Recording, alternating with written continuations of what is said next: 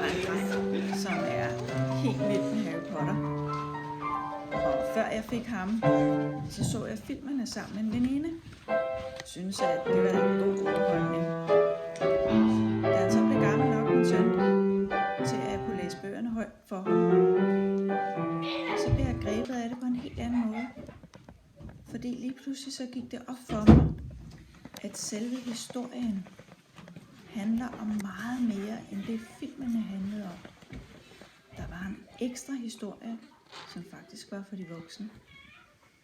Så nogle gange, så læste jeg kapitler forud. Og faktisk så er det endt med, at jeg er begyndt at læse bøgerne på engelsk. Fordi jeg synes, der var så mange detaljer, som det danske sprog ikke rigtig kunne finde ud af at oversætte ordentligt. Så nu er jeg startet helt forfra med at læse dem på engelsk. Den er god. Og den er nem, fordi så kan du ligge ned under dynen med lommelygte. Det har den rent faktisk. Jamen, det er da helt fantastisk. Den gemmer jeg til for historien.